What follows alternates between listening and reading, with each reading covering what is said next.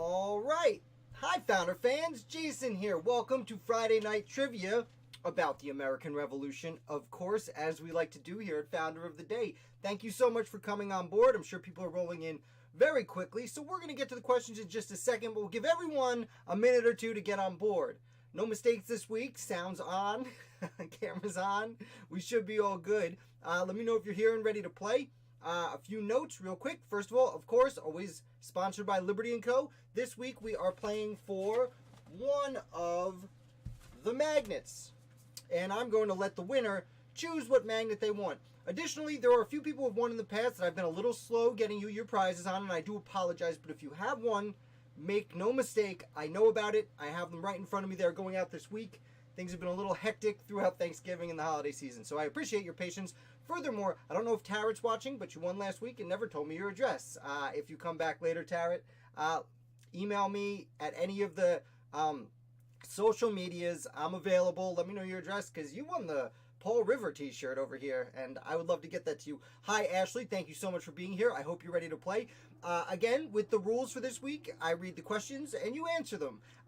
Everyone gets a chance to answer. I'll give you about 10, 15 seconds for everyone to get their answers in, and everyone who gets the right answer gets to gets points for their correct estimation. Furthermore, we are going back to the what happened here, where, and when cards. Half the questions, 7 questions I made up myself. 6 questions I did not make up. They're on these cards. They have a map. I'm not going to make the mistake of holding them up to the camera again because that pretty much ruined the the visual aspect of the game for you guys, and I don't want to do that again. But I'll ask you a where and when. And as for these cards, I have not read these cards, so I get to play along for about half the game, which is always fun for me. Keep me really into it. The questions I made up are mostly based off of articles I wrote this week, which I would have spoken about at the Wednesday live video where I review those articles, and they're based off some of the videos I made this week. So those of you who really indulge in all my Founder of the Day content will have a leg up in most, but not all of these questions. Lastly, the questions closing at the end of the game, I've tried to set them up so they have multiple answers, so no one's ever out of it, because I like games where, you know, you can do really well the whole time and then come in last. Because I play them, and I'm the one who comes in last. Any hoozle, why don't we start getting into this game? How does that sound to you guys? Hope you're doing great. And let's get into it. I'm going to start with one of my questions. First question is, Andrew Craigie was in charge of pharmaceuticals during the Revolutionary War. What was his official title? Andrew Craigie, who would later go on to play an important role in building Cambridge, Massachusetts, especially the east side of Massachusetts. There's a bridge named after him. He, during the war, had a very interesting title for almost the entirety of the war.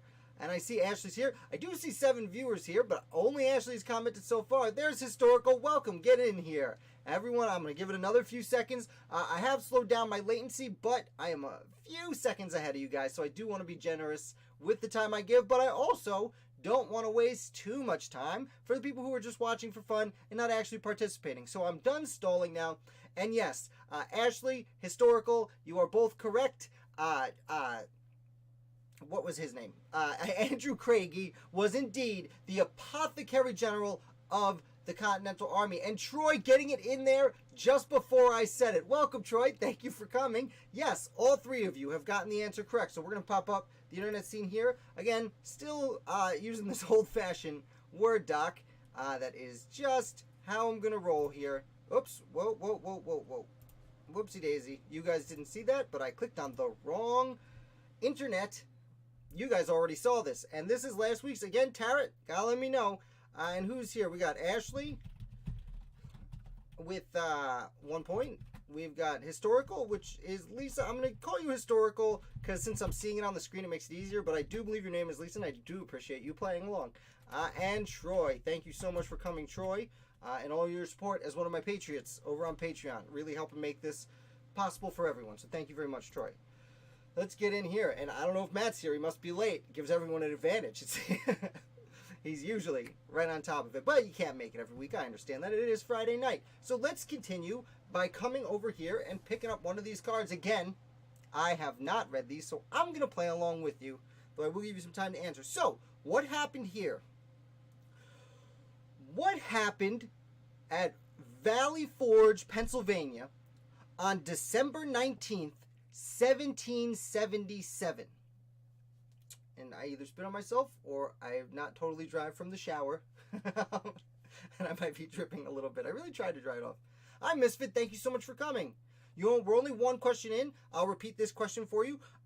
What happened in Valley Forge, Pennsylvania, December 19th, 1777? And like I said, Misfit, we're only one question in, so you got plenty of time to catch up.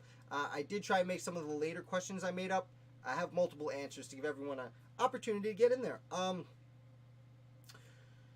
So, what happened December 19th, 1777 at Valley Forge? Well, historical, gonna have to come a little more specific than that. I don't think that's acceptable.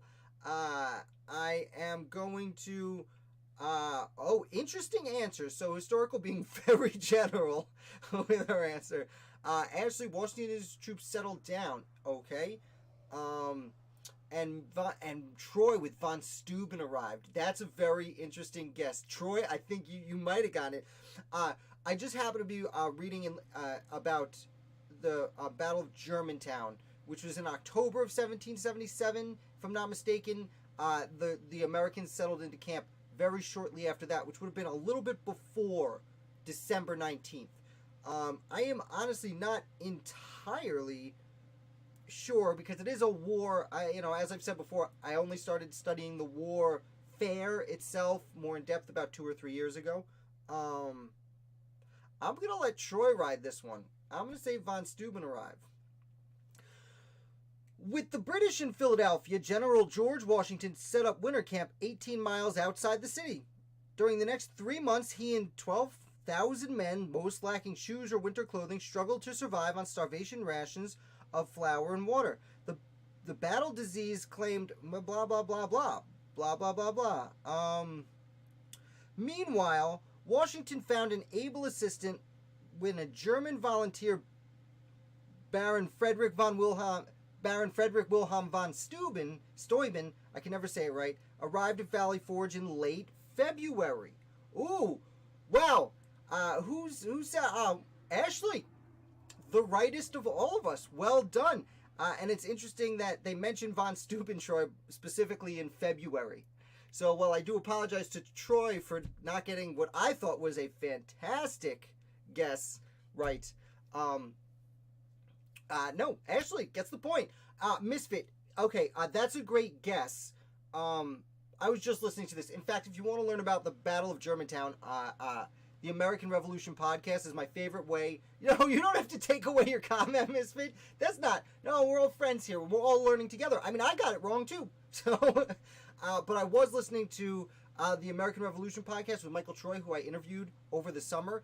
And his discussion of the Battle of Germantown is really good. And I was just listening to it, and that's why I'm a little. As far as you erased it, I can't respond. But Congress had already fled because Germantown was just after the British took Philadelphia, and they settled in Germantown a few miles outside Philadelphia. What is now technically Philadelphia, but then was not. So we're going to go back here. Who was it? Ashley, that's right. Man, I can't remember anything. Ashley, running ahead. 2 points. Beating me. Were enlistments expiring? So, as far as enlistments go, historical, enlistments were always expiring. Generally, they were signed for 3 years. They usually expired at the end of the year. So, yeah, at the end of 1777, there were probably enlistments expiring. Although I will say most for Continental Army enlistments expired at the beginning of 1776. And then generally after that, because beginning of 1776, the militiamen who originally signed up expired. And then 3 years, they started generally signing them for 3 years after that. But that being accepted, not everyone signed for 3 years. not everyone signed at the same time, and all of the separate states had state militias that were signing at different rates. But yes, at the end of the year, there definitely would have been some enlistments expiring, although most of those soldiers famously would spend the winter at Valley Forge in not the greatest conditions in the planet or in the history of the Earth. And let's move on to the next question. I see some more people joining us. We've only gotten through 2 questions, so there's plenty of time for everyone to participate and still come through and be victorious. And question number 3, my second question that I wrote, again, referencing something we discussed this week. The Continental Army had someone who was in charge of bread. Who was the Baker General of the Continental Army? Actually, if you stuck around late last week for trivia, that we actually discussed this last week, and that inspired me to repost my article over the weekend, and then I talked about it at the live feed, so the recap on Wednesday. Wasn't this when George Washington is threatened to be replaced? This is about the time of the Conway Cabal, yes. The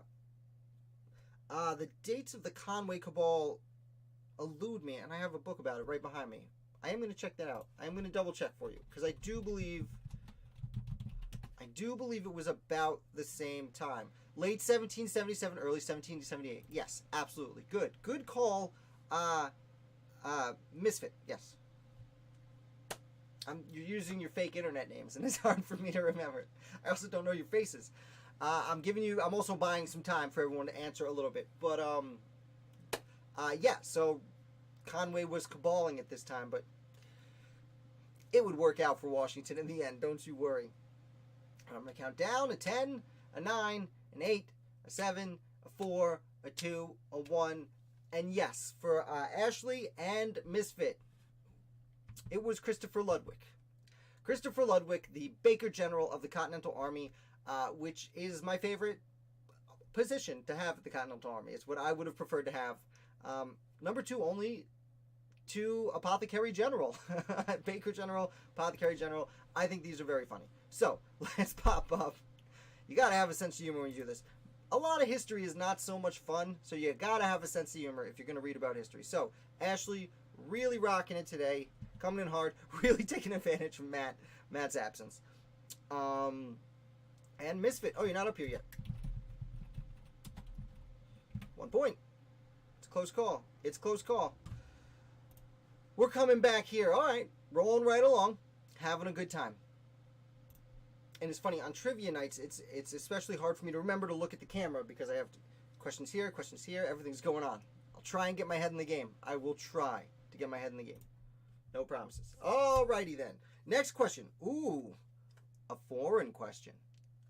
So, what happened here? Paris, France, February 6th, 1778. What happened in Paris, France, February 6th, 1778? I will also acknowledge these are a little bit more difficult for me because generally, all my articles, all the people I publish, I look at their entire life. Sometimes there's like a date that's important that I focus on, but generally, I don't use a lot of dates in the articles I write, and I don't talk about them a lot. Dates can get boring, I found, for certain people. So to keep people engaged, I kind of try and avoid it. I do put them in once in a while so that a reader can understand approximately what's going on elsewhere. But anyhoozle. Historical with John Adams arrives. Okay, interesting. Again, I don't know the answers on the questions, and I did just make an excuse for myself saying about how I don't remember dates. Generally speaking, although I am realizing I have a gigantic calendar of dates right in front of me, I could definitely cheat, but I'm not gonna. Let's see. Lawrence replaces Dean. Troy. Interesting question. Interesting answer. And Ashley, U.S. and France sign a treaty. These are all really good estimations. And now I'm being influenced by your answers. I'm like using yours as multiple choice to see what I think is right. Lawrence replaces Dean. I don't know if Lawrence was ever officially minister to France. Troy is referencing Henry Lawrence, which if you've seen the play Hamilton and you know who John Lawrence is, his father was Henry Lawrence, a diplomat overseas and a president of the Continental Congress. Although, actually, I will say John Lawrence did travel abroad while his father was in the Tower of London for a bit there. Because of the whole treason thing. And Misfit saying, signed Treaty of Amnesty and Commerce. So, in September into October of 1777 is when the Battle of Saratoga happens.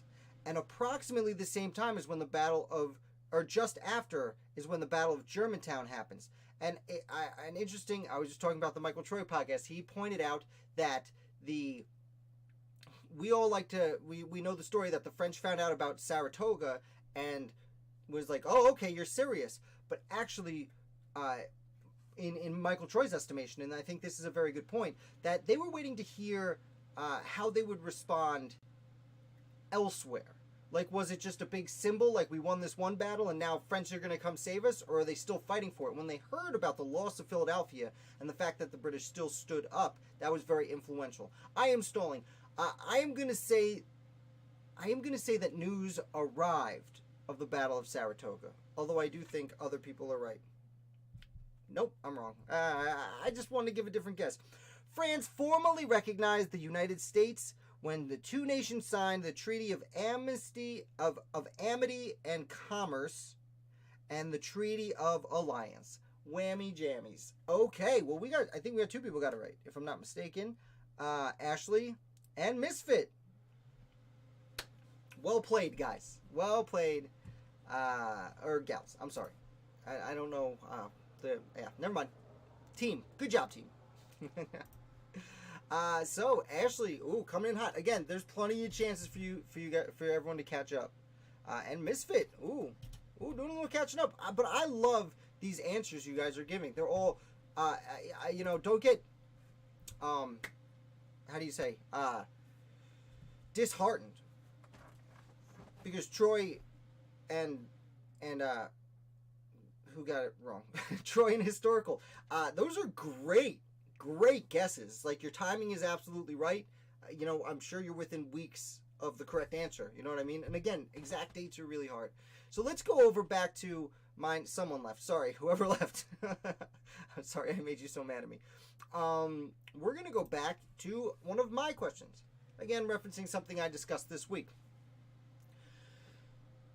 James Barron was at the center of an incident which pushed President Thomas Jefferson to promote the Embargo Act of 1807. What was the name of this event? Again, James Barron was at the center of an incident which pushed President Thomas Jefferson to promote the Embargo Act of 1807. What was the name of this event? I discussed it in a video this week, and I did kind of say, Thomas Jefferson made the Embargo Act, or something along those lines. But again, acts have to go through Congress, the House and the Senate. So if I was not clear about that in my video, I apologize. I'm stalling. Anyway, what was the name of the event that was the last straw that got everyone to accept the Embargo Act? I'm not seeing any answers come in. You guys not watching my videos? I'm just kidding. It's okay if you miss some of the videos. I make a lot of them. They're fun. There's a lot of founders out there. I'm going to take a sip of water while I wait to see if anyone answers. It is in the title. It's on the thumbnail of one of my videos from yesterday. Oh, this might be the easy one, to be honest with you. I see an answer coming in. I will also note, and this is going to be giving it away a little bit, I have a lot of trouble spelling everything involved with this. I'm going to count down 5, 4, 3, 2, 1. And yes, Misfit really getting it in just in time. I'm not sure why you put the umlaut over the E. Or it's not an umlaut, but whatever that is. Great. I don't know how you accidentally type that in, unless you're typing like a lot of Spanish or something, which is super cool. Yes, Ashley Historical and Misfit. It is the Chesapeake Leopard Affair. I always want to call it the Leopold Affair. And Troy, I have trouble remembering these things too. I write the questions down. Yeah, no, I know it's autocorrect, Misfit, but like, how often are you adding accents over the top for it to autocorrect?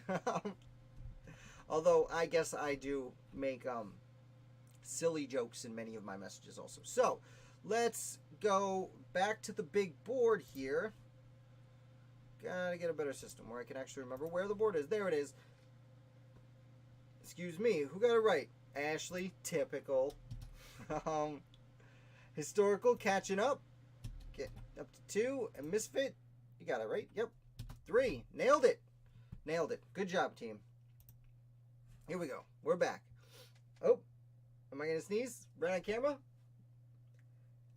Seems likely. Find a magic 8 ball. Signs point to yes. Okay, we're going back to the cars. And again, I'd like to get one of those. You're learning French. Cool, Misfit. No. I thought it might be something like that. That's really cool. I was actually just trying to figure out Latin the other day. It's not easy. Okay. Let's talk about Savannah, Georgia. What happened in Savannah, Georgia, December 29th, 1778? What happened in Savannah, Georgia, December 29th, 1778? I will say it is exactly 100 and... Okay. December 29th is my mom's birthday, and I can't figure out how far it is. 100 years. I'm going to stall for a second. 78 to 78 is 100 years. 57, 157, 177, 179. It is 179 years to the day before my mommy's birthday. Okay. Okay, we got answers coming in. December 29th, 1778. We got a few interesting answers. So, Troy and Ashley are saying that it fell to the Battle of Savannah, the Siege of Savannah, it's generally called, began. And Historical saying that. Historical's also saying General Pulaski died. That's an interesting. I'm really bad with dates too. Historical, don't worry about it. Campbell lodges a surprise attack with Hessian forces. Very interesting. I was almost thinking it's the day that the siege began, because I feel like these cards want to trick us. But it is probably the day that Savannah fell. So let's see. British forces occupied this port city, the seat of Georgia's colonial government. British Lieutenant Colonel Archibald Campbell and his 3,500-man force of British Loyalists and Hessians had little trouble outflanking Major General Robert Howe's 1,000-man Continental forces to take the prize. 1 month later, when the British continued their southern campaign, took Augusta in Georgia, blah, blah, blah. So, yes, essentially, everyone's right. I think Pulaski did die at Savannah. Am I not mistaken? I think you're right. I am going to, double check that, just to make sure we're not wrong. Pulaski. There's a town Pulaski right up here. No.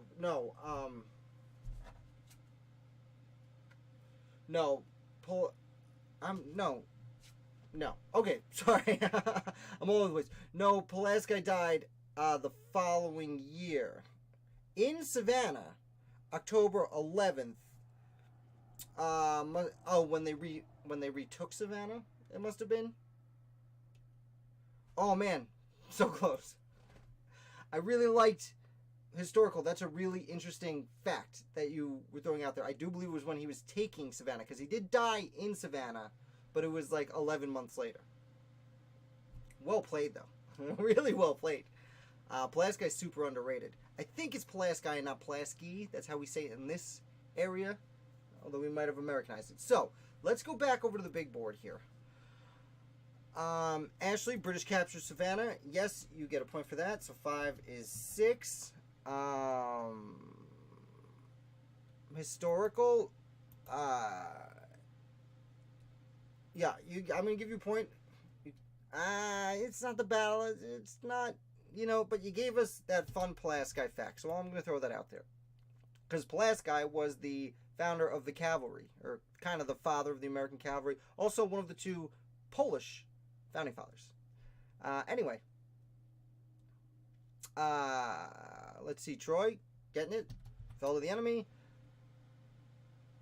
Misfit, I don't know if it counts as a surprise attack because he came with like 3,500 people. They were trying to be sneaky about it, but I do think the American scouts did see them. But you specifically named Campbell and the American forces, so you clearly get a point. So everyone gets a point on this one. We're all being cool about it. It's a fun time. Go team. Let's continue. I should note Pulaski is interesting because he actually tried to overthrow a king who was against the Republican values of Poland. And then, right? Not Prussia. Yeah, Poland. And then he keeps leaving different countries. Because first he goes to the Ottoman Empire. And then they're like, get out of here. You tried to kill a king. And then he goes to like France. And they're like, get out of here. You tried to kill a king. And then it just so happens that like Silas Dean was like, hey, you come to America. We don't care about you at all. We don't care about your past at all. We're happy overthrowing kings over here. Me, I got something against you? No. No, I just gave you credit. Yeah, I know. I have nothing against anyone here. Oh, mark my words. Everyone who comes and watches and participates. No. We're all just trying to learn together. If I do correct something, it's just because I want everyone to get to grow together. That's all. Please. Feel free to say whatever you want. I am a big fan of everyone who's showing up here, and I'm very not offensive. You can ask my friends. I kind of go out of my way to make sure people are not offended. Anyhoozle, let's go to a question. One of my questions. Back to me. Oh, man. There's a certain member of my family that we make fun of every once in a while for when they were expecting, actually said, whoa. Let's bring the conversation back to me. And so if I ever say that, it's a joke. Okay. This was one of the most popular videos I've shot in a while. I got a lot of views right away. So, why was Nathan Hale chosen as America's first spy? It's not a trick question. If it seems a little easy, it should, I try to go light on this one. Doesn't mean it is. And if you don't think it's easy, don't let me. It's not. It's not. I did kind of bury it in the video. Like Troy said, you're not going to remember literally everything. I can't remember literally everything either. That's why, like, when I shoot videos, I, review what I wrote to remember what I remember. Uh-oh. Matt's here. I see you there. Don't worry, Matt. You got time to catch up. Although Ashley has taken, I don't want to call it a commanding lead. Okay, and let's see. I'm going to pop this up here real quick so we can so Matt can see where he's at. You got some catching up to do. That's all right. Okay, so seems like the answers are in. Yes, he volunteered. He was the only volunteer, and I actually have that up here as a bonus point. So you guys didn't know this was coming, and I probably should have said it. Oh, you've just been watching, you just letting everyone take the lead, Matt? That's very nice of you. Let's pop up over here. And, radio silence. My bad. Sorry, I need to bring up this screen twice. One for you guys and one for me. So, who got it right? Historical, moving up to 4 points. Oh, whoopsie daisy. Troy, and I didn't say this. I didn't know how to say it. But saying he was the only volunteer is a very important aspect. So, Troy's getting an extra 2 points to 4. And Ashley getting an extra 2 points at 8. Well, of course, Ashley gets it. Misfit volunteered passionately. You know what? I will give you 2 points for that because, kinda, when, you know, he's the only one who had any passion for it. And Matt, you're getting a point. I mean, of course. Welcome to the team. Did I miss anyone? Make sure I didn't miss anyone. We've got 1, 2, 3, 4, 5. Oh, Misfit. I gave you 2 points back. My bad. Okay. I got it. I can do this. I can handle it. I'm hip. I'm with it. Okay.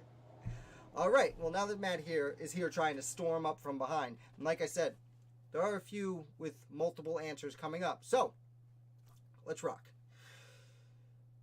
What happened here in Hanging Rock, South Carolina, August 6th, 1780? And I will say Hanging Rock is not all the way out in the frontier. It's about in the middle of the state on the border of North Carolina. Hanging Rock, South Carolina, August 6th, 1780. Does anyone else have no idea? Because I have no idea what happened in Hanging Rock, South Carolina on August 6th, 1780. I mean, the war had turned south at that point. I'm assuming it has to do with, like, a battle. Honestly, historical. I'd probably say a skirmish. If we're going to be really vague about it and try and be accurate, I'm assuming the word skirmish is on the back of this page. Although, who knows? Troy's saying the Battle of Hanging Rock.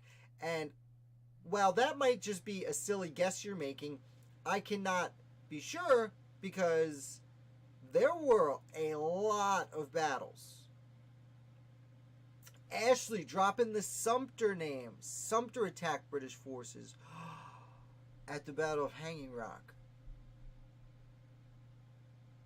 You should have 6 points. Did I mess that up? You should. I will fix it right now. I will fix it. I thought there was something wrong. The problem is when I'm talking to the camera over here and adding 4 plus 2, and as you saw, it was 2. I'm talking, so in my head I'm like 4 plus 2, and I just hear 2 and write 2, and then I added 2 to the 2 and got 4. Whoopsie daisy. Wife has a relative that was there with Turkey Creek militia. Whoa, okay, well then I'm going to assume it's the Battle of Hanging Rock. Let's see. Patriot forces assisted by warriors of the... I hope I pronounced this right. I'd feel like a real mean person if I didn't. Patriot forces assisted by warriors of the Catawba tribe. Patriot forces assisted by warriors of the Catawba tribe attacked and defeated a large contingent of British and Loyalist troops. The majority of Native Americans who fought in the American Revolution sided with the British, hoping to oust the settlers. The Catawba were among the few tribes that supported the Americans. Their choice was made partly from necessity, as smallpox epidemic had decimated the tribe, leaving it outnumbered and surrounded by its white neighbors. Charleston's Council of Safety offered rewards to the Catawba tribe for joining forces with the Americans, yet also told them, "If you do not mind what we say, you will be sorry for it by and by." The Catawba provided supplies to the Americans, attacked and defeated a large contingent of British and Loyalist troops. I don't see anything calling it Hanging Rock, the Battle of Hanging Rock. I also don't see the word skirmish, though I think it was. I'm going to look into this. I'm probably going to write an article about this in the next week or so, so expect me to look up more about Hanging Rock. I am actually going to... Battle of Hanging Rock, That way I will remember. Oh, Wikipedia. First thing comes up. Battle of Hanging Rock, 1770. Why wouldn't they say it on the card? Ooh, these cards. Oh. President Andrew Jackson and his brother took part in the battle. Oh! Oh, of course. That's the one where they were like captured afterward. And it does say Sumter. Great. Okay. Great. Great job, team. We're learning a lot of stuff today. I see you talking about Davy. William Davy, if I'm not mistaken, was the Hornet. At the... now I'm like reading stuff and talking at the same time. Catawba Tribe.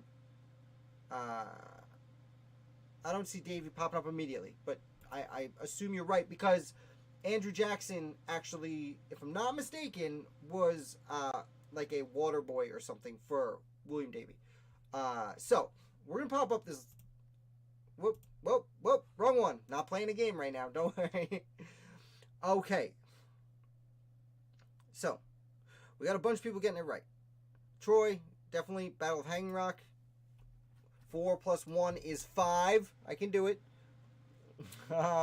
Ashley, drop the name Sumter. Certainly gets a point for that. 8 + 1 is 9. You guys have got to do the math with me now. Troy, you said it somewhere. I gave you. Okay.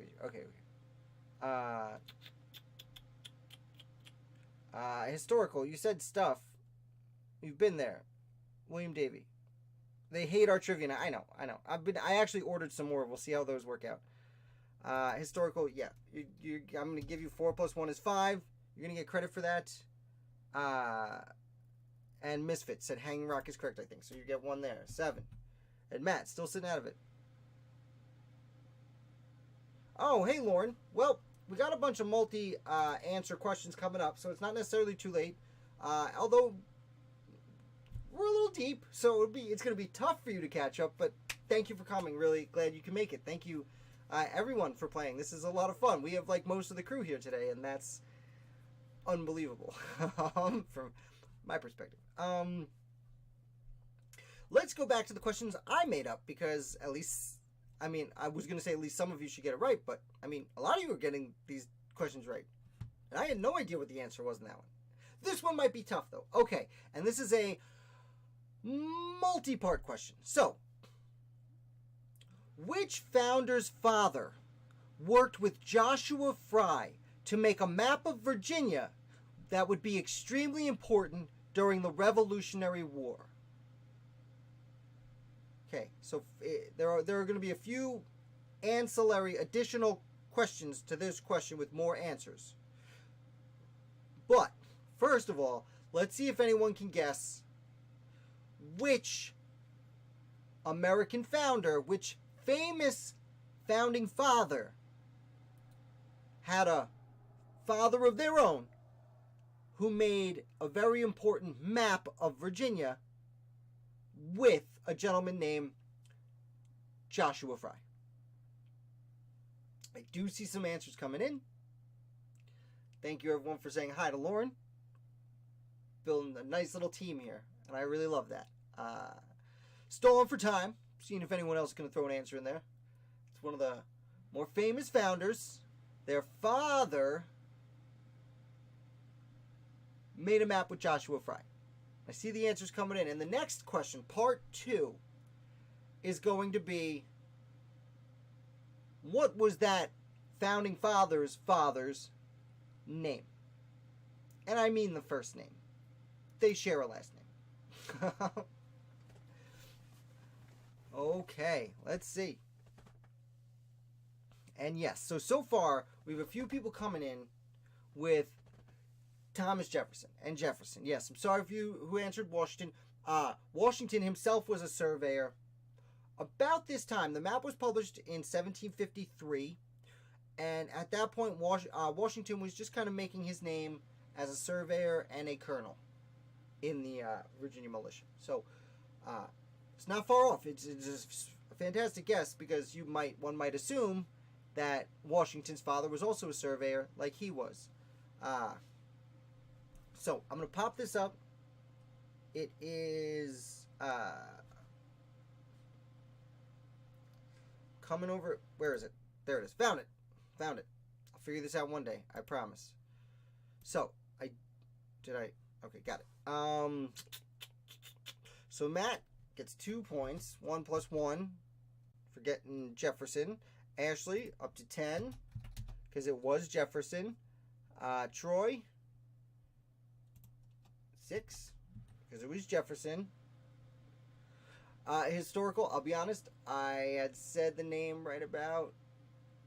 you know what? No, you got it. It was right about the same time. I will give it to you. And you are historical. Man, I got to keep up. Okay, 6. This is a serious race you guys have here. So, now the second question was, what's the father's name?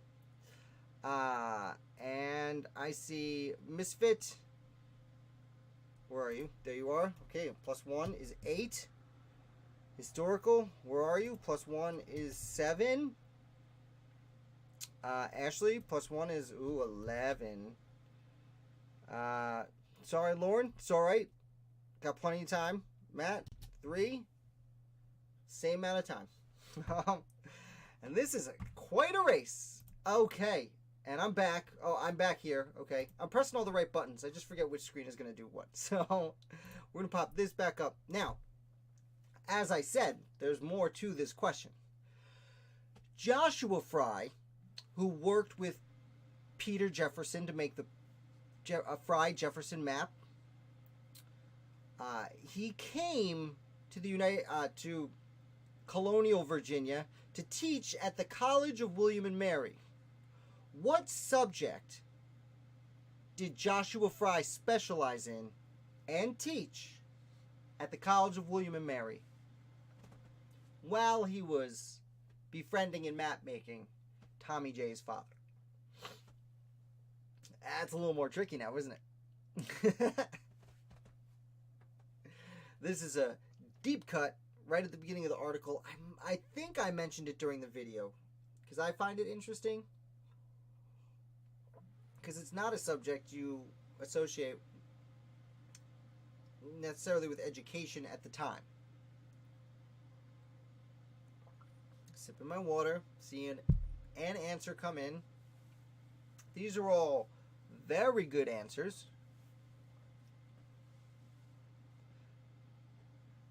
Not all of them are correct, but they're good answers.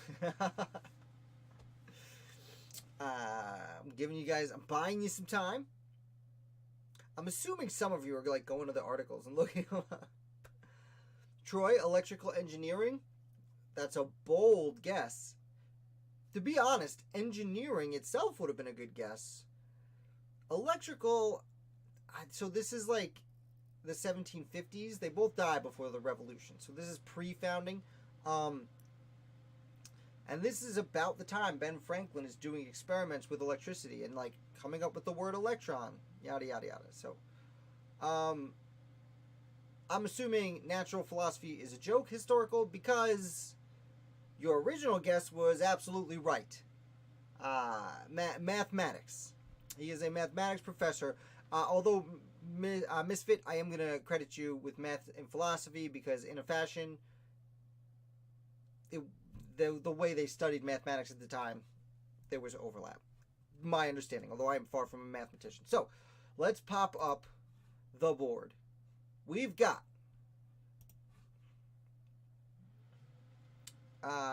Ashley got one wrong. Well, that's good for everyone else, I suppose. Sorry, Ashley, but yep, Misfit got math and philosophy. That's 9. I'm counting right. And historical right behind, coming in with 8. Okie dokie. I told you there were going to be some questions with multiple answers, and everyone would have a chance at the end here to catch up. Also, thank you to our sponsor, Liberty & Co. It pops up automatically once in a while, and I can, remember to be like, check out their website. I absolutely love what they provide over there. So I'm probably like, I can't see down there, but I'm pretty sure I'm wearing one of their shirts. I think it's the Washington headquarters shirt right now because I wear them all the time because they're super comfy. And we're going to cards. Question number next. What happened At Valker Bay, New York, October 11th, 1776. October 11th, Valker Bay, New York, 1776. So, just to clarify, because there is a picture of a map here, for those of you not familiar with the geography of New York, Valker Bay is in Lake Champlain. I don't think it's in Lake George. Yeah. So it's in Lake Champlain. So what happened in Lake Champlain, New York, October 11th, 1776?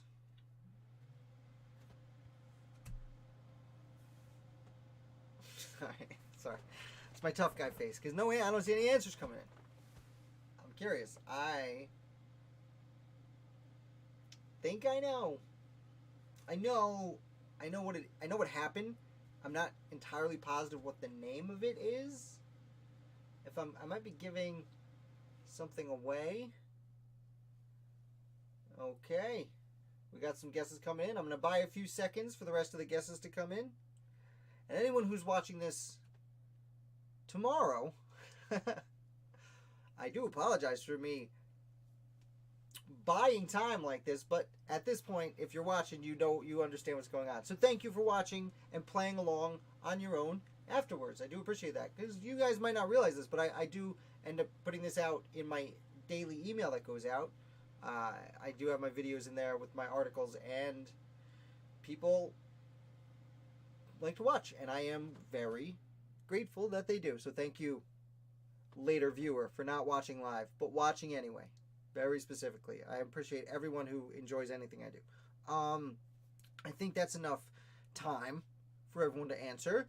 And yes, I do believe the answer is the Battle of Valker Island, though I will give credit for the Battle of Valker, which, if I'm not mistaken, and I'm not, when American hero Benedict Arnold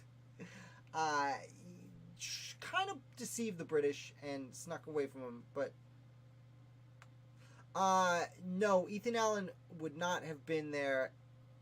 There were probably some Green Mountain Boys that jumped on, but essentially Benedict Arnold and Horatio Gates built a navy, the first American Navy, just on the water, and then sailed it up and met the British. I don't think Ethan Allen was there. I think he was land-bound. Well, actually, he would be captured pretty soon and sent across the ocean. So, Brigadier General, American hero, Benedict Arnold's makeshift fleet was crippled, and I call him a hero because he was then when this happened, not that he is now. American hero Benedict Arnold, his makeshift fleet was crippled as it battled General Guy Carleton's larger, stronger force. With 16,000 British and Hessian troops now in Canada, the Americans believed the British would attempt to retake Fort Ticonderoga. While Arnold built a fleet near the southern end of Lake Champlain, he designed the ships, supervised their construction, and enlisted Army regulars to join his navy. Carleton, at the other end of Lake Champlain, readied his own vessels. When the British sailed down the lake, Arnold was waiting for them in Valker Bay. From noon to dusk they warred, greatly damaging ships on both sides. After dark, Arnold's ships slid past the British vessels, blockading the mouth of the bay, escaping into the open lake. By October 13th, the British overtook Arnold and the battle resumed. Finally, with defeat certain, Arnold sought refuge in Fort Ticonderoga. Carleton, fearing the coming winter weather, returned to Canada and got a lot of grief, and that is why Johnny Burgoyne was sent to replace him. And Carleton was just governor of Canada. So, yes, I'm going with this. It was important because it allowed regroup, which played the victory of Saratoga the following year. Yeah, that's not wrong, Misfit. That's actually a really good point. Is that it did buy the main body of the army some time to breathe. And you're right, because Carleton did, instead of pursuing Benedict Arnold down to... no, it's a good point, Misfit, because instead of Carleton pursuing the Patriots down to Fort Ticonderoga and then try to get down to Lake George and then down to Albany, where there was a major section of the Continental Army under Philip Schuyler, he did return. And his return, like I was saying, because he returned, Johnny Burgoyne went over to London and was like talking a lot of trash about the generals being too conservative with the way they were operating in America. And that's why he was appointed to take control of the mission. And that's why at a certain point when supplies were low and he should not have engaged in the Battle of Saratoga, an argument can be made that Burgoyne did participate in Saratoga, even though he probably should have retreated, because he had talked so much trash about people like Carleton, who would be conservative in the way they attacked. So, a lot of right answers here. Let's pop up the big board, the BB. Let's see. We've got Ashley. Yes, Battle of Valcour. I believe it's called the Battle of Valcour Island, but I'm giving. Although it's kind of a cop out. I said, what happened at Valcour Island? And you said the Battle of Valcour. It's not wrong. Let's see. Ashley, you getting your point. Misfit, up to 10, because I can count right, but I can't type. It's different. Historical Battle of Valcour, we're giving points for that. Troy, Arnold fights the English on the lake. You drop the name Arnold, you definitely get a point for that. And Matt, I guess just watching quietly tonight? Okay, sometimes you gotta take a break, Matt. I get it. Oh, trust me, if anyone gets taken a break, it's Breaks Mandrish over here. Mandrish is my last name. That's why that is a joke. That makes sense. I do see people making a bunch of comments. So let's take a quick aside here.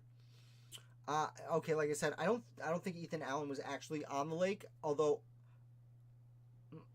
So Arnold, as it said, recruited people from the Continental Army to join the Navy. I don't know if he would have. I'm sure a Green Mountain Boy or two did sign up, but generally the Green Mountain Boys were Green Mountain Boys through and through.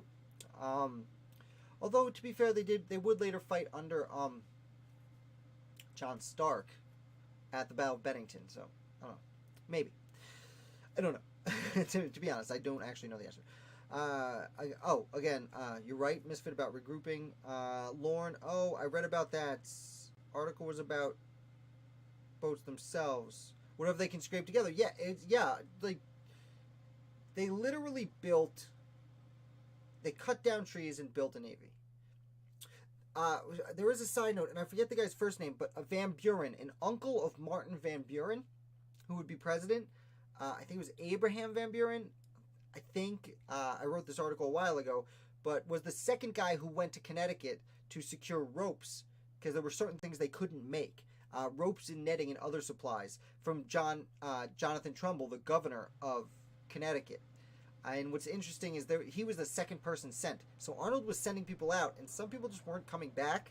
So they were like literally on their own in the woods, cutting down trees, and built a navy. So the fact that they could hold up a days-long battle with the British in this literally makeshift navy. And then, like I said, he was a little tricky because it got dark and a little foggy, and he was able to sneak out. Troy, a year later, Burgoyne learned the importance of caution. Yeah, exactly. I want to win for myself instead of having Matt me as wins, and Ashley has beat me, though. Well, we're not done yet. I got a few questions left. So I got 3 more questions, 2 of mine, 1 of the card, and mine have a lot of answers. So this will be fun. We'll see how you're doing. Or we'll see how we can do. Okay, so my next question is only 2 signers of the Declaration of Independence became president. Who were they? Who were the 2 signers of the Declaration of Independence that became president? Take a sip of my water. There's a part 2 to this question also. I'm going to let some people stick this one out. This is not over yet. And you guys see my comfort pillow I got back here? Try and hide it. I can't move the right way. Try and hide it. It's my comfort pillow. Make sure I'm trying to keep my posture over here. And as these start coming in, I'm gonna say some things and stall for a second. And I see the answers coming in. And essentially everyone is getting it right. And while that happens, I'm gonna ask you, part B, only 2 signers of the United States Constitution were elected president. Who were they? Hey, Preacher's Day Off. Well, thanks for your support. I think you responded. I did publish that article on Campbell. There's so many names in my head. I can't. Caldwell. It was John Caldwell. I can't believe I had never heard that story, so thank you for bringing that story to my attention. I truly appreciate it. Okay, we're going to pop this up here because for the first question, answers are in. If I can only find the scores. So, and they're coming in quick. Okay, historical, Jefferson, and Adams. Yes, both right, 2 points, 11. Ashley, Adams, and Jefferson. Turn it around, doing it in alphabetical and presidential order. 2 more points, 12 to 14. We've got, we should say off just hanging out. Oh, Zizbiz, thank you for playing. You're a little late. It's going to be very hard for you to catch up at this stage of the game, but you got John Adams, and you're getting a point. Worth it. Troy, Adams, and Jefferson, 7 to 9. I can count and add. Zizbiz came through with Jefferson. All right, there you go. Bouncing it up. Historical, Madison and Monroe. Okay, so this is part 2 of the question. So, no, one of those is right. James Madison did sign the Constitution. James Monroe did not sign the Constitution. He was a president. So historically, you're getting 1, and that is 12. We got Troy, Madison, and Monroe. Nope, just Madison, as I said, but you're at 10. Ashley, Washington, and Madison, both signers of the United States Constitution. That's 16. Misfit, Washington, and Madison, that is 12. Let's see, not over till the fat lady sings. Well, she's warming up the pipes, Zizbiz. I'm just going to put that out there. But you're not wrong. This last question, everyone can do some damage. It's not super easy, but everyone has a chance. Monroe was an anti-fat. That's absolutely right. It was Washington. Yes, historical. But I've already committed to your answer, so I'm sorry. I'm sorry. I feel guilty, but I've already, here I am. I gave everyone time. Did I see your answer to the first part, Misfit? Let me scroll up. Things are going quick. Did I not give you credit? I thought I gave you credit. Did I not? All right. I will. I will take your word for it and give you 2 more. Unless someone saw me do it and wants me to take that back. I thought I did, but now I'm not sure. Anyway, we go by the honor system here. I believe you. Either way, time for our last card question of the night. And we're already at an hour. Okay. Thanks for hanging out, guys. And this is another foreign question. All right. Thank you for being honest, Misfit. All right, cool. Thank you so much, Ashley, for confirming that, because I can't hire anyone to help me do this, and math is not my game. Obviously, history is my game. And speaking of history, let's ask a question. What happened in London, England, on August 23rd, 1775? Ooh. What happened August 23rd, 1775 in London, England? 1775, London, England. Well, what happened then? I mean, what happened? What'd they do? Again, stalling for time, and I've sipped almost all my water in my stalling. Probably too much. Oh, and there's a cat kicking in the door. Hi, cat. Good night, bud.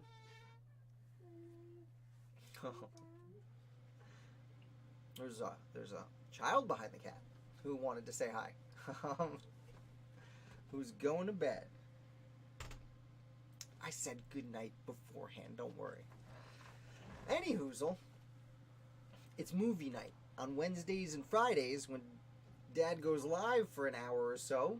It's movie night downstairs. Okay, there is not a lot of answers. Okay, some answers coming in. I'm stalling still. Officially labeled as traitors. Cerberus set sail. I'm assuming, Matt, that's the name of a ship. Ashley, King George got news of Bunker Hill and declared the colonies in a state of rebellion.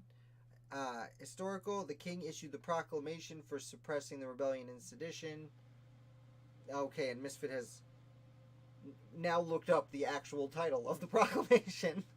I'm on to you, dude. But yeah, no, you guys are right.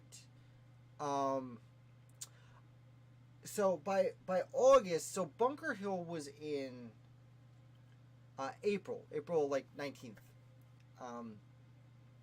So by news of the rebellion would have reached England by then. In fact, I'm pretty sure that the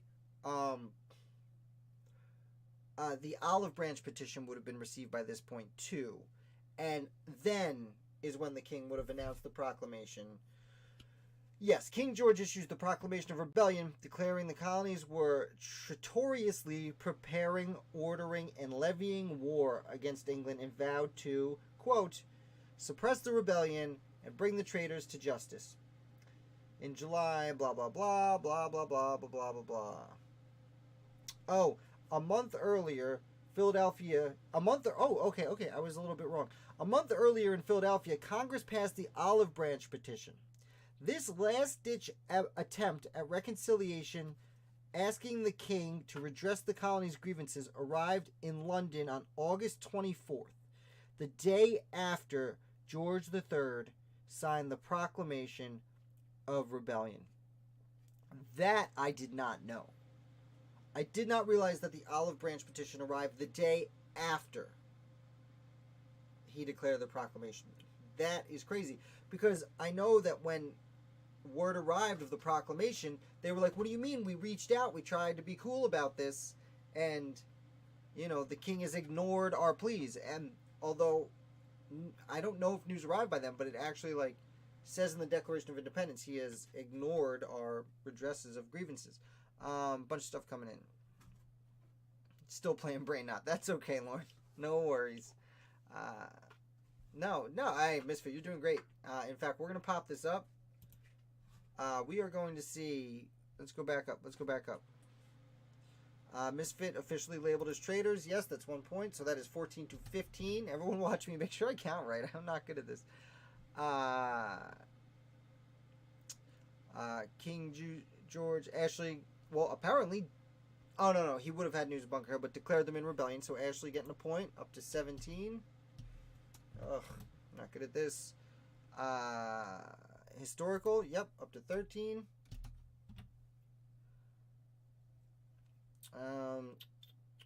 Troy, yeah, no, like I said, he would have, they're specific about the day. I'm sorry to do this to you, bud, but it would have already heard at that point about Bunker Hill. That's why he would have declared them in rebellion. Zizbiz, sorry, not the Battle of Fort St. Jean. Looks like I Googled the wrong answer. Okay. Probably the wrong year. Bad timing. King didn't even read the petition. Yeah, yeah. Oh, Zizbiz. Yeah. It's tough. You're a little bit late. Now, I am going to point out, when we're coming up to this last question, again, there's a bunch of answers to this last question. But I do want to point out that this is, by far, the most competitive this is the most competitive we've seen it. I mean, we got 4 people with double digits, which is unbelievable. It's heartwarming for me. But we're going to come up to this last question right here.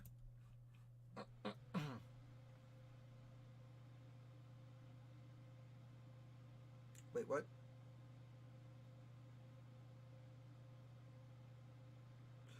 Oh, okay. So, sorry about the radio silence. I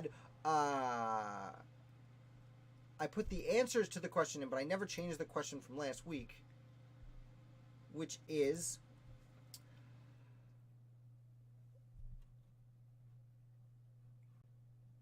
okay. Could you see me counting with my mouth? Okay. All right. There were several founders who signed the Articles of Association, also known as the Continental Association, in 1774. The Continental Association was the original boycott that was the result of the First Continental Congress. There were several founders who signed both the Continental Association and the United States Constitution. Okay. How many men signed both the Continental Association and the United States Constitution? And you will get an extra 2 points for every person you can name. Okay. So again, there was the Continental Association in 1774, then the Declaration of Independence, then the Articles of Confederation, then the Constitution. I just want to know who were signing documents in 1774 and 13 years later in 1787. Who are the people who signed the document that essentially started the rebellion and the document that finalized the nation? I hope I'm making this clear. Again, I didn't write it out. I got all the answers written here. I just gave up after that. Again, 1 point if you could tell me how many people. And then 2 points per name. How many people is tough too. You know, let's use 1 point for everything. I'm bringing it back in. Let's see. Okay. Matt, I see Matt here with the guess. Historical's coming in with the guess. She's pretty confident over there.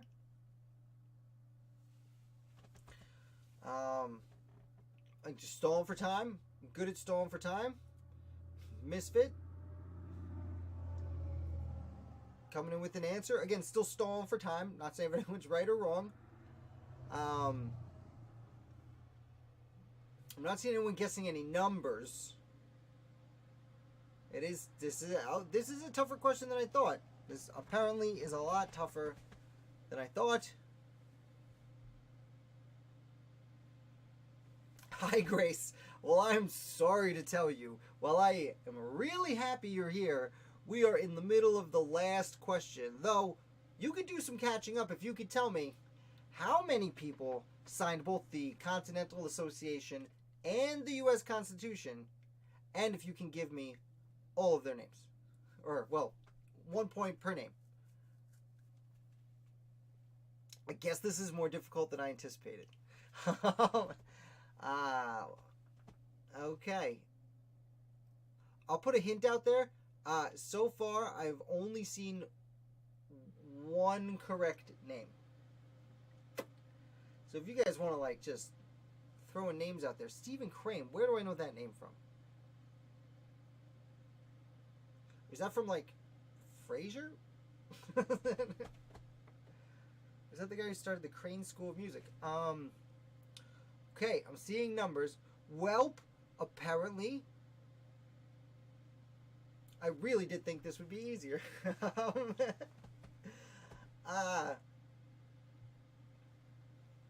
Okay, I see White. That's a good guess. It's a really good guess. I will say George White left the Constitutional Convention early. Okay, I'm gonna give you a few more seconds. just to throw out any names you might think were there in the beginning and in the end. Now that I'm saying it is, I would have a significant amount of trouble guessing most of these names. I would. Okay, so I'm going to rein it in. I'm going to give away the big spoiler here. Was he? I will have to be looking into Stephen Crane. I hope I didn't already write an article about him and forget. That has happened to me before. Okay, so the correct answer is 7. There were 7 people who signed the Articles of Association, aka the Continental Association. It's called by both names, in 1774. And then we're back in Philly, 1787, signing the Constitution. So the correct answer was 7. No one gets a point for that.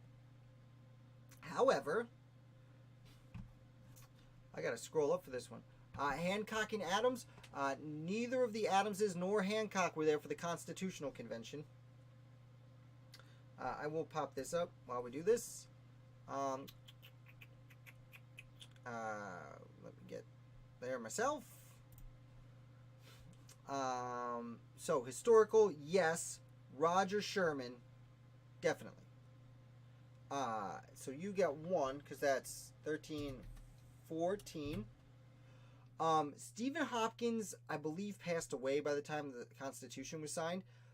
Benjamin Franklin, he'd come back for the Declaration, but at this time in 1774, he was actually in London, England, arguing for the colonies being treated better. No. Zisby's, Misfit, I answered Hancock and Adams already. Patrick Henry is a very interesting guess. I don't actually think Patrick Henry signed any of the founding. He might, you know what? Maybe he signed the Continental Association, but if so, that's the only one he did sign. Ashley, yes. Roger Sherman signed absolutely everything. He's the one guy to sign absolutely everything. Personal favorite. So you get bounced up to 18 with that correct answer. Troy, Adams, Lawrence, Sherman. Lawrence, also a very good guess. He did sign... No, he was there for the Treaty of Paris that ended the war. But you definitely get 1 for Sherman. So that's a 1 on the 10. I didn't Google. I have stacks of notes and printouts. Nothing on that first date. Ashley, 1 person signed both. Nope, sorry. You're not the only one to make that guess. Historical, George Wythe is a very good guess. Wythe left the Constitution Convention early, I believe because his wife was under the weather. All the names, no, Grace, that doesn't count. Zizbiz, thanks for the Stephen Crane update. Very cool. Historical. Now, John Adams was overseas serving as minister to, at that point, Great Britain. But George Washington did sign both. That's right, Misfit. Who said that? No. Oh. Historical. Historical. Bouncing up to 15. Yes. George Washington signed the Articles of Association, Continental Association in 1774, then went back to the Continental Congress in 1775, and was sent to lead the army, so he missed the Declaration and the Articles of Confederation, but of course would be the chairperson of that later thing. Okay, and Grace, coming in late, getting a point. Livingston, William Livingston, you didn't specify, and that's okay, because William Livingston was, in fact, a signer of both. And the entire time in the middle was going to... All right, thanks, Preacher. Thank you so much for coming.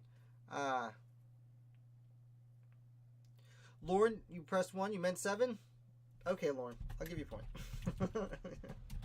We're all having fun here. Yeah, no, that one was tough. You know what's funny is I thought it might be hard to Google. It's one of the reasons I did it. And I have to say congratulations to Ashley for having what I believe is the highest score. I would have to go back and look at the videos. I believe is the highest score we've ever had. To be fair, Historical and Misfit tying for second. I believe those are also the highest scores we've ever had. Thanks, Troy. Thank you so much for coming. 11's a great score. The thing is, we very rarely break double digits. So, I don't, maybe I'm doing something right. I mean, this is great. You know what? I do want to note, actually, because I did leave some notes for that last question before you guys go. If you are more interested in this fun little topic here, so of the 7 people that signed both the Articles of Association and the Constitution, yes, Matt, that's right. That's 8 players tonight. We had a lot of people play. Thank you guys so much for coming. But of the people we named, so the people who signed both documents were William Livingston of New Jersey, Thomas Mifflin of Pennsylvania, George Reed of Delaware, John Dickinson of Delaware, John Rutledge of South Carolina, Roger Sherman of Connecticut, and George Washington of Virginia. Now, John Dickinson of Delaware, he signed the Constitution of Delaware, but he signed the Articles of Association of Pennsylvania. So there was that change. Also, I do want to note, John Dickinson did sign the Articles of Confederation. He was there for the vote on independence and voted. He didn't vote against independence. He abstained himself. So John Dickinson was inches away from being like Roger Sherman and signing all the major documents. I will also say that George Reed of Delaware also signed the Declaration of Independence. So he signed 3 of the 4 documents, just not the Articles of Association. Historical, you're a Dickinson fan? Well, I'm a Dickinson fan too. He is an amazing guy. I actually recently watched... there was a 3-part Zoom thing from, I think it's called the Library Company. Forgive me a second while I pull it up, but I think they have it for free now where you can watch it. The people responsible for publishing the John Dickinson papers. The John Dickinson papers are only just getting published for the first time in their entirety. And the woman whose name escapes me because I'm an idiot. Excuse me. Yeah, 8:15 Eastern Standard Time. Every week we're playing Zizbiz, so feel free to pop on over. I am going to look this up for you, historical, if you're still here. I think you might like it. Yeah, good job, Ashley. Again, as I said earlier, I have a few of you here. Oh, Ashley, you get to pick between the magnets. We've got Washington Headquarters magnet. We got the Proclamation magnet, although you might have already won that. We got the John Adams Law Firm magnet, and we've got the 1775 magnet. So you can either say it here, or I know you have me on, was it Instagram we were talking on? Somewhere. So let me know what you'd like. Get at me over there. You are one of the people, there are a few people, as I said, that I have gotten very far behind sending things out on, and I apologize. So I do still have your envelope like literally right in front of me. It has to go out, and I'm very sorry. It's taking me so long. So don't worry. Your reward is on its way for being such a great trivia player, athlete. But anyway, historical. I did want to find this for you. If I could find my email address in all of these open tabs. I even downloaded like a tab thing that should make having tabs easier, and it did not work. So it's the Library Company, Dickinson and the Constitution. Join us next week. No. Sorry, I'm talking while I'm doing it. If you would like to rewatch John Dickinson and the Making of the Constitution, you can watch it here. I'm going to open it up. One with the flag, Washington Headquarters flag. It's a good one. I hope this doesn't play. Nope. I am going to copy and paste this.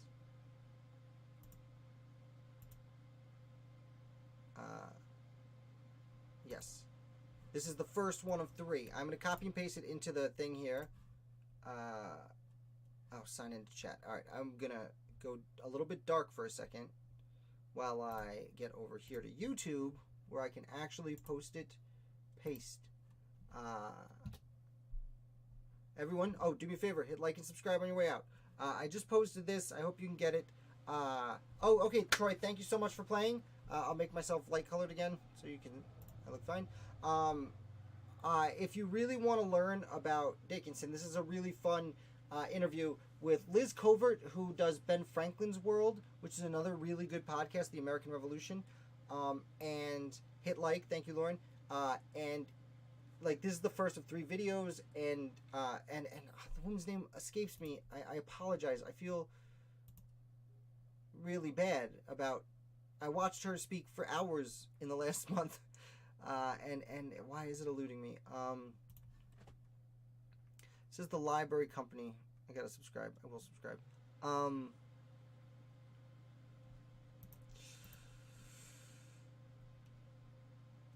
Dr. Jane E. Calvert. Oh, I'm sorry, Dr. Calvert, that your name vanished from my mind, because you did a wonderful job. Everyone should click the link down below. If you like what I'm doing here, then you are definitely, especially if you're a fan of John Dickinson.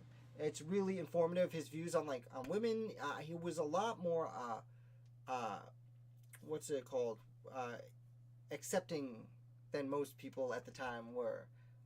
He, for example, while the Declaration of Independence uses the word man, the Articles of Confederation, at least his first draft, used person and things like that. So definitely super cool.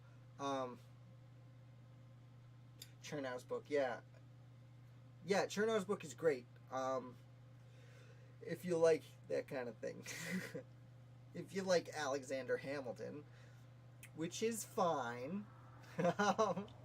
Since I started this channel, I've been very unopinionated about any of the founders, because that's the only way you can really look at history, is to try and be as unbiased as possible. But I have my biases. Let's just say I'm not super pumped that Jefferson is the one who doesn't have a musical.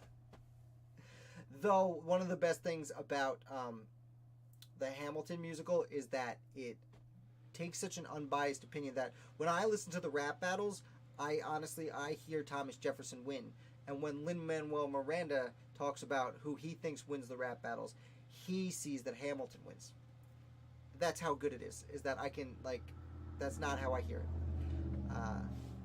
Yes, Misfit. So Hamilton getting outed as a slave was actually done by Jessie Sir Philippi, who was the first person I ever interviewed on this channel. She works at the Schuyler Mansion in Albany, and she's super nice. And it's actually really cool that, suddenly, this little bit of work she's been doing for years, she's been working on the Schuyler family there, and she found this and published it, and a year ago, and suddenly it's become really the hot topic. I'm hoping to get the interviews going again. I know I've been saying this forever.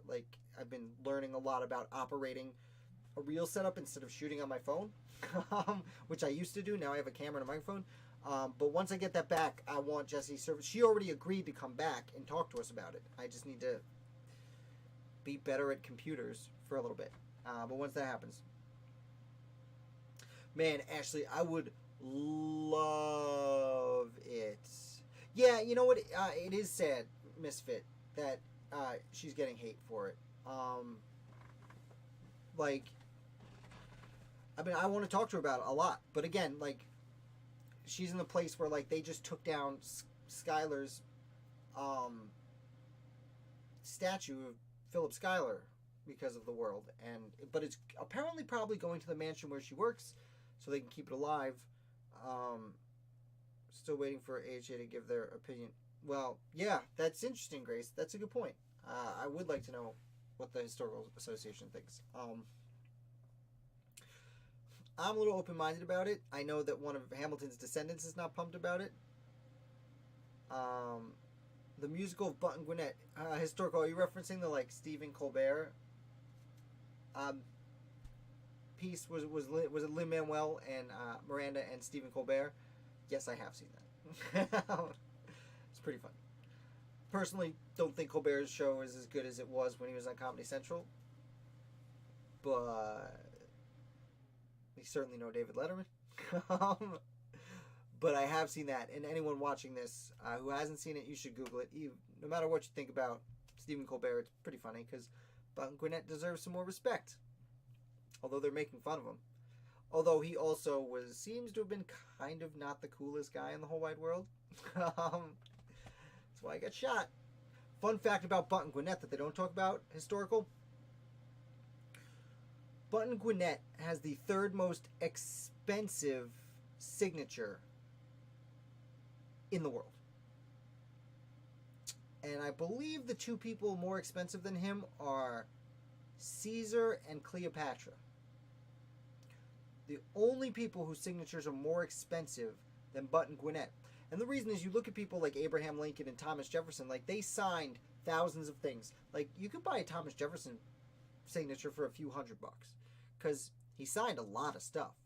You know, especially, like, I have an autograph of Roger Sherman, which my parents got me when I graduated college, and I don't think it's all that expensive because Roger Sherman was a merchant. He owned a store and would sign all of the receipts, and you can get one of those for not super expensive.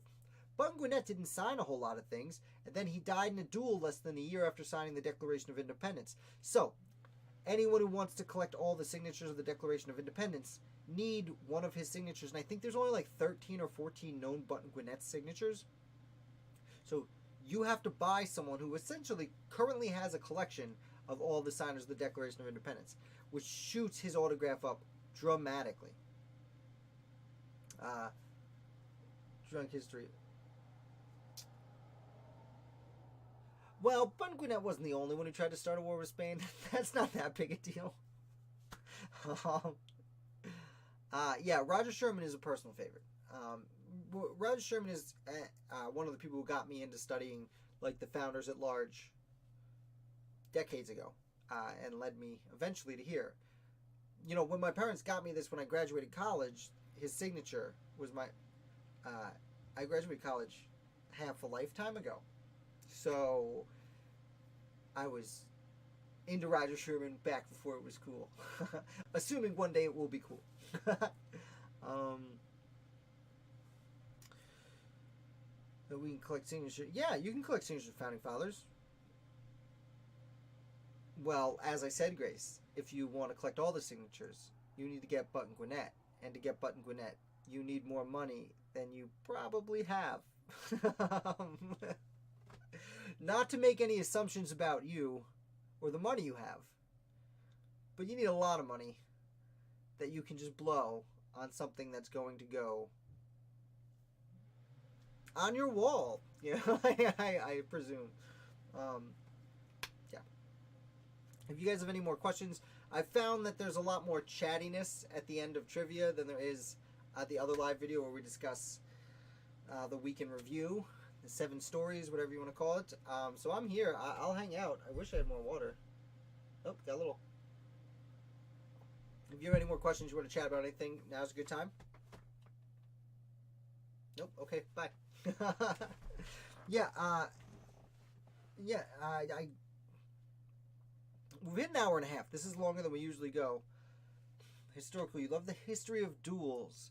I have written about several duels. I was reading about one just this week, the bloody one. Morgan Barron. I made a video that I think came out yesterday. I make the videos a few days in advance, so I don't know. I see people are starting to leave, so yeah, we're pretty much done with trivia. So thank you guys for coming. If you're gonna leave now, I love you.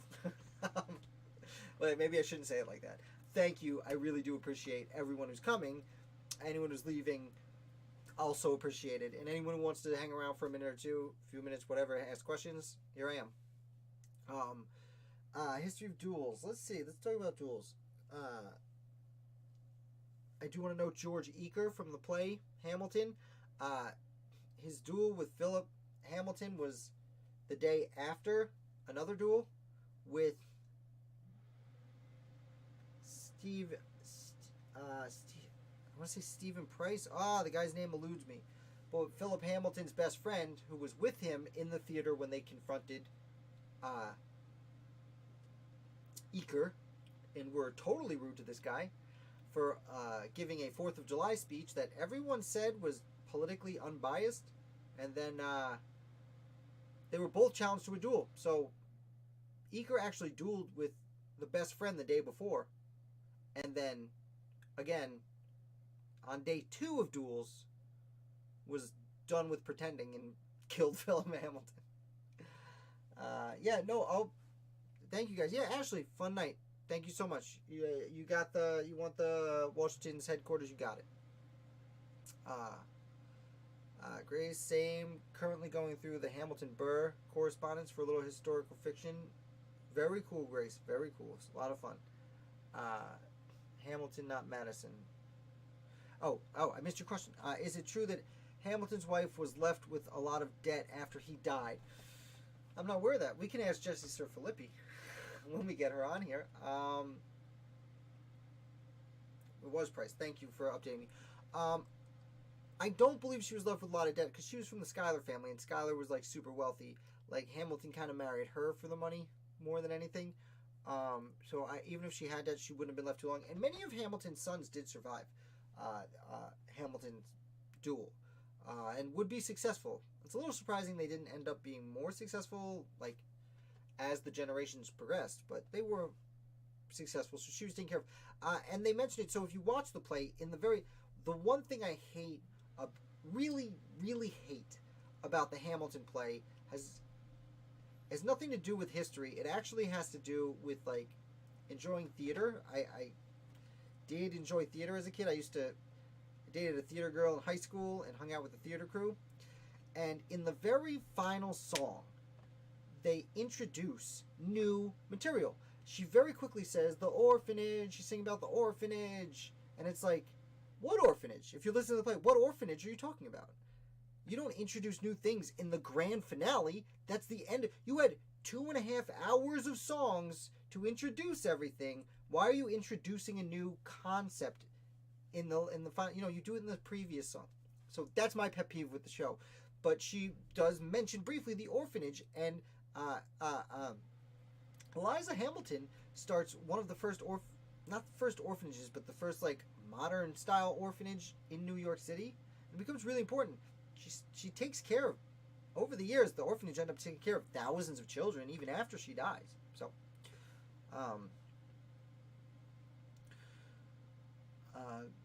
going through, okay, where were we? Hamilton Burr correspondence for a little historical fiction, Liberty and Co. Go.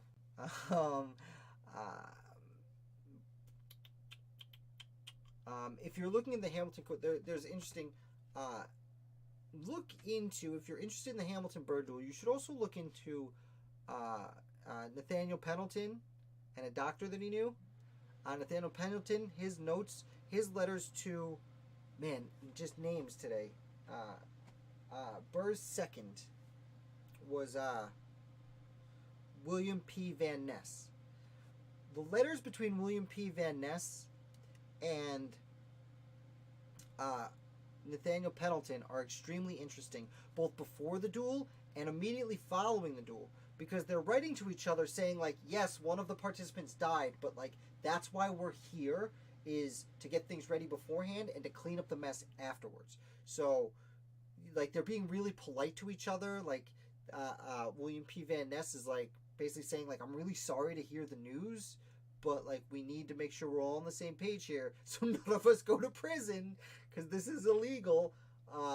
So that's really interesting. And then Dr. David Hosick, who is the doctor that he knew, his life's really interesting because he ends up living a very long time after this and being involved with the... he becomes, like, kind of a king of New York, so to speak. He... writes the first botanical garden in New York he's in charge of, and he's actually one of the people who, man, just names are eluding me. I mean, I guess it's 10 o'clock on a Friday night, I'm all done, but like historical, you never, okay, side note, you gotta go do that. Like, right away. Bye. I personally, I waited a long time too, historical, because I prefer to see it live before I like listen to the CD or anything like that. But eventually it wasn't coming to my area, and I started making Founder of the Day. And as I'm like building the website, I was like, all right, I got to listen to it. So I'm like writing my first articles, creating the website, and listening to it. And then like it takes me an extra like week and a half because suddenly it's like, this is so good. And yeah, they do a really good job as far as like recording a play for movie goes. They've done a perfect job. It's not like they made a movie out of the play. It's just the play. But it's also not like it's just one still camera. Yeah. You need to. yes, Dr. David Hosick ends up, the guy who invented the telegraph, Samuel Morse. He is a Dr. David Hosick, who's the doctor that he knew that is there at the duel and treats Hamilton, ends up investing, like being a patron of Samuel Morse. I think I just missed some stuff. Let's scroll up a little bit. Yes, okay, Phil Price. I was right. Major Andre wrote a satirical poem about a duel involving Christopher Gadsden. I should look into that. I actually, speaking of poems, I just heard of a poem written by Johnny Burgoyne about someone, man. I can't remember. Like, I go through so many stories trying to write each day's story that some things I just blow by. And it's like, I know I heard about it, but I was like on a mission not to get distracted, so I ignored it. I can tell you that I ignored something. Great. A lot of fun.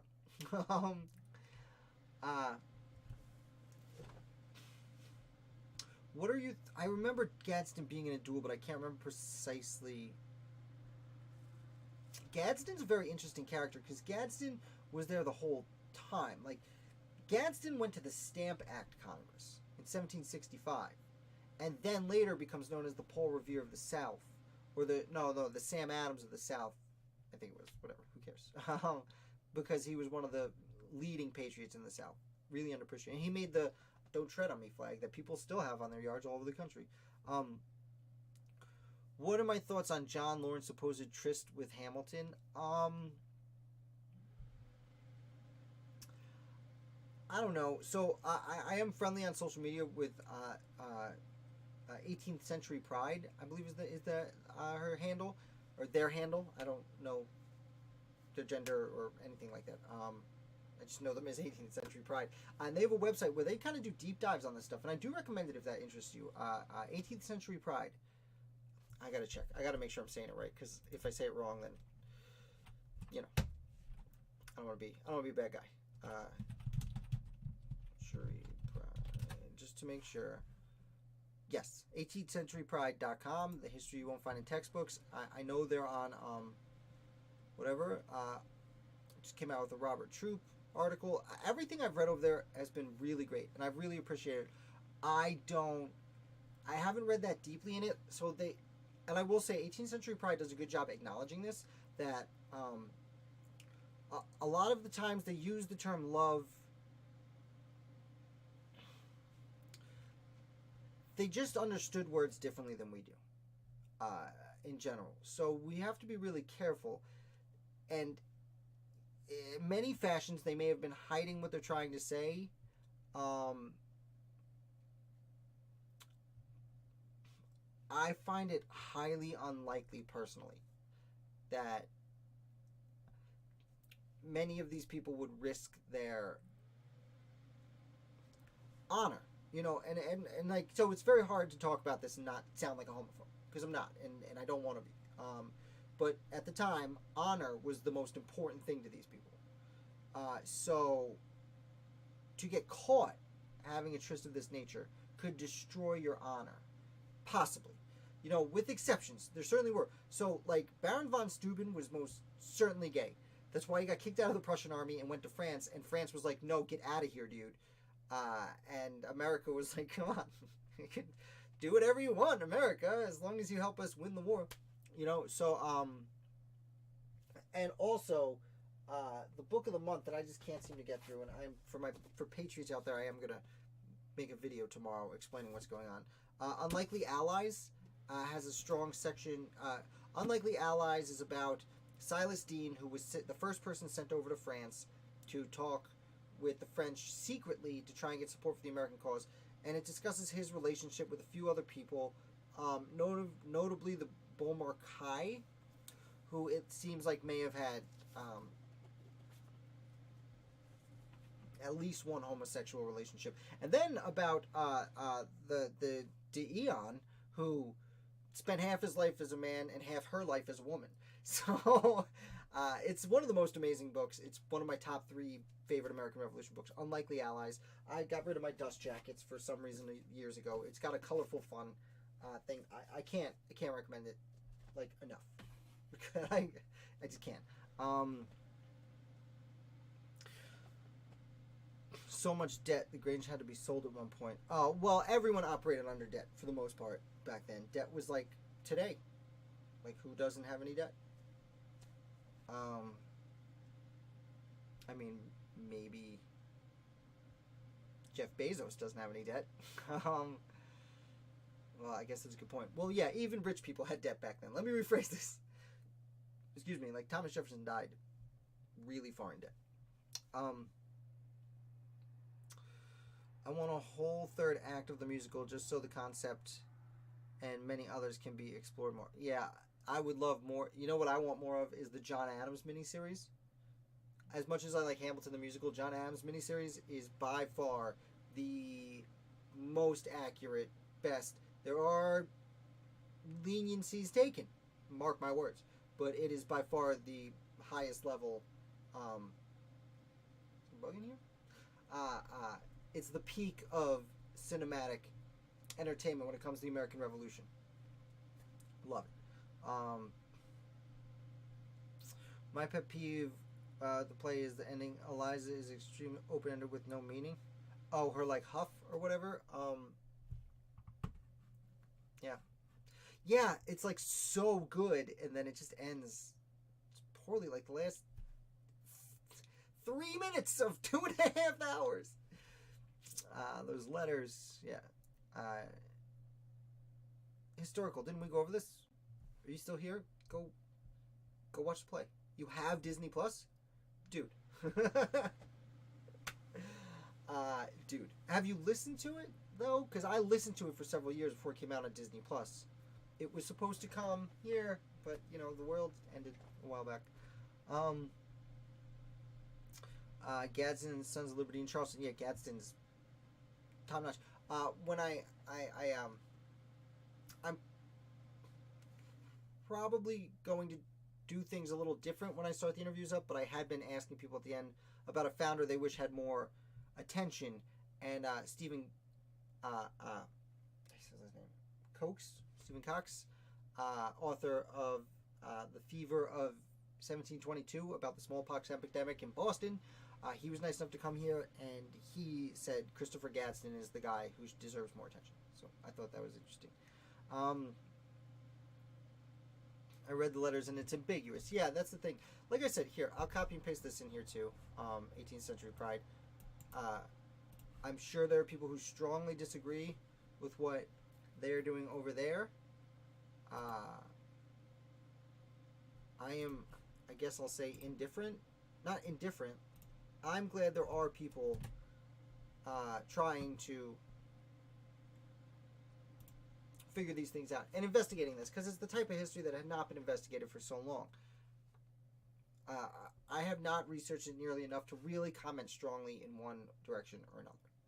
Unfortunately, you know, my what I've studied is the political and in a way social aspects of the American Revolution. Of course, like I said, I have tried to fill out more of the military history over the last several years. But you know, these are details you really have to say. So, like I said, go to 18thcenturypride.com or follow them on I know they're on Instagram. I think Twitter. I can't remember the social medias. I'm really glad what they're doing over there. Again, I've read what they have to say. I have to say some of it's very compelling. Some of it I'm a little hesitant, depending on the characters. But like I said, I'm glad that it's being investigated. I can't comment whether I think their assessment is incorrect or correct. I just can't. I did enjoy their assessment. I'll say that. A lot coming out.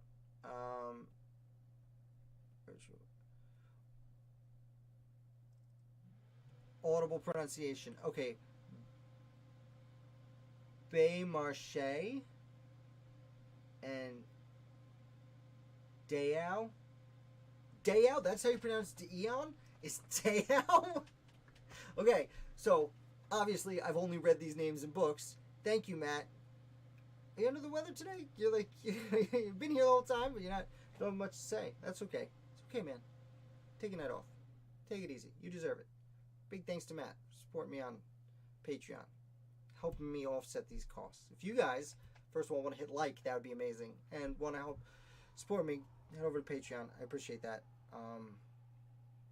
Any help you can give. The author for Unlikely Allies is like Joel Paul something. Joel Richard Paul. If you Google Unlikely Allies, there is a cartoony picture with like, I don't want to say it. Okay, you know what? Here, I'll pull it up. I'll just pull it up. Where's Trivia? Okay. Unlikely Allies. How a merchant, a playwright, and a spy. Blah, blah, blah. Well, no, I don't want to read. Wait, is it free? It can't be free. I mean, that's too good. I wanted to pull up the picture. Okay, let's go to images. Here we go. We'll do this. What is all of this? Where is it? Allies. How a merchant and playwright. Come on. Come on, team. There it is. There it is. Pull it up. There it is. I guess that's as up as it's going to get. Over here. Yeah, I didn't know how to say it. I guess it's a... They're tightening the corsage. No.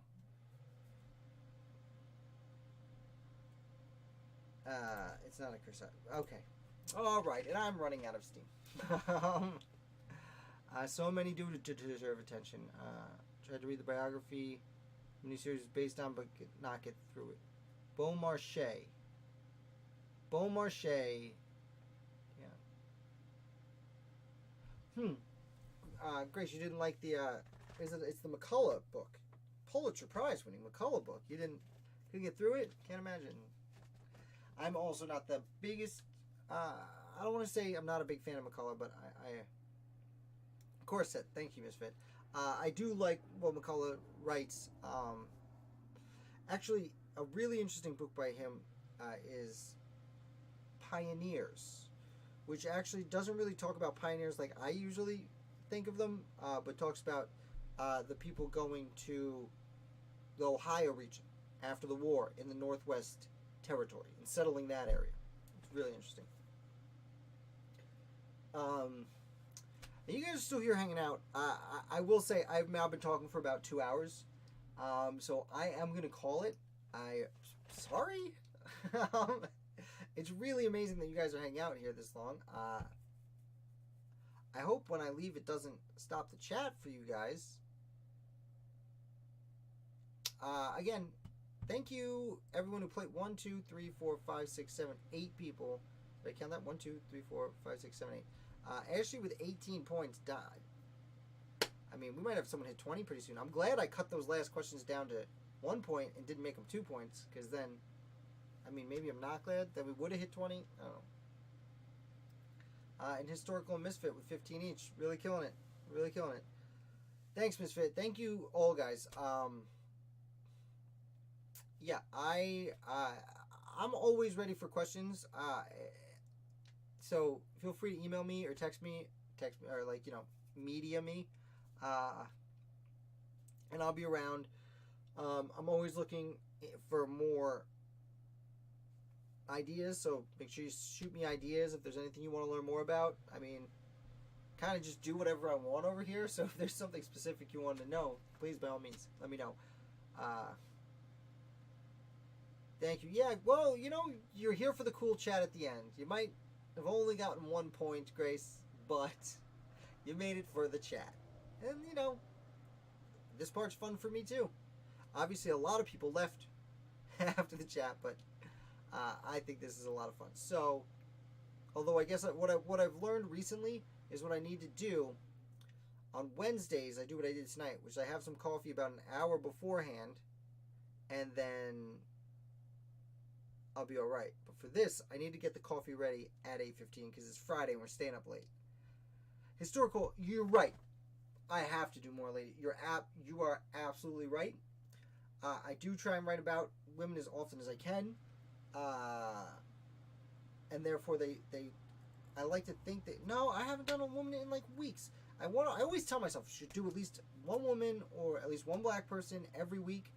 I also want to start doing more Native Americans. I have not done nearly enough. I think I actually just wrote about my first Native American recently, and I'm like really embarrassed about it. It's not like obviously something.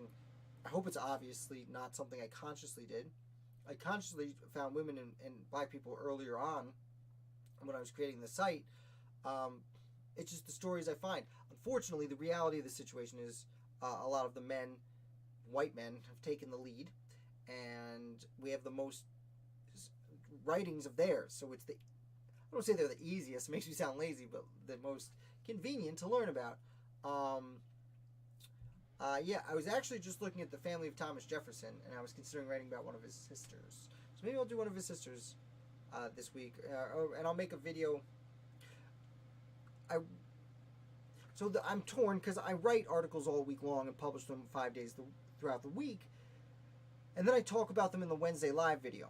So the other videos I make, I just go through my archive and like find an article I wrote in the past and review it, and then talk about that. Essentially, I've considered talking about people as I write, going along, but then that would kind of ruin the Wednesday live video. So I'm up in the air about what to do with that exactly. I'm sorry. Okay, and the reason I bring it up is like when people request videos, I want to write the article first, but then don't want to double up on the Wednesday live video and make like another video about the same person. So I don't know. I've written plenty about women. I will do one this week just for you. Who asked me to do it? Was it historical? Yes, historical. Just for you, historical.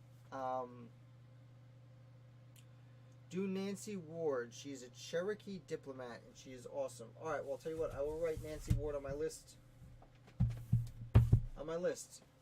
First thing on the list is find my pen. Oh, and someone asked me to make a video about Rufus King, which is on the way. It's coming out this week. Where... I will not be doing a video on Nancy Ward because I cannot find myself a pen. Abigail Adams, I have written about a little bit. I could probably do it more. I can do a video on Abigail Adams pretty easily, I think.